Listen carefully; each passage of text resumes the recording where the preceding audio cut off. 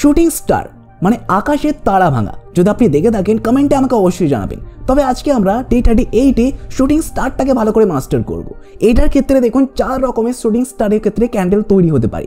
প্রথমটার ক্ষেত্রে দেখুন নিচের একটা লো আছে, পরেরটার ক্ষেত্রে দেখুন কোনো রকম লো নেই, তারপরেরটার ক্ষেত্রে আবার লো আছে, তারপরেরটার ক্ষেত্রে দেখুন কোনো রকম লো নেই। এটার ক্ষেত্রে দেখুন গ্রিন কালারও তৈরি হতে পারে, আবার রেড কালারও তৈরি হতে পারে, কিন্তু কন্ডিশন শুধুমাত্র দুটোই আছে। প্রথমটা হচ্ছে এর বডির কম্পারিজনে আপার যে শ্যাডোটা আছে সেটা যাতে 2 থেকে 3 গুণ বড় হওয়া যায়। আর সেকেন্ড কন্ডিশন হচ্ছে যাতে এটা ট্রেন লাইনের ওপরে তৈরি হওয়া যায়, তবে সেটা হবে শুটিং স্টার। এবারে চার্টেতে এটা কীভাবে তৈরি হয়েছে সেটা আমরা একটু দেখে নেব। তাহলে এটা হচ্ছে ট্রেন রিভার্সাল একটা ক্যান্ডেল। তাহলে প্রাইস দেখুন ওপর দিকে যাচ্ছিল, ওপরে একটা দেখুন শুটিং স্টার এখানে ক্যান্ডেল তৈরি হয়েছে, ট্রেনটা দেখুন নিচের দিকে রিভার্স করে দিল।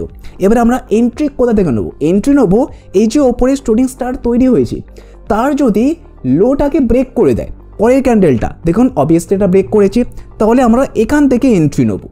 এবার আমরা স্টপ লস রাখবো আমাদের শুটিং স্টারের যে হাইটা আছে, এটা আমাদের জন্য স্টপ লস হবে।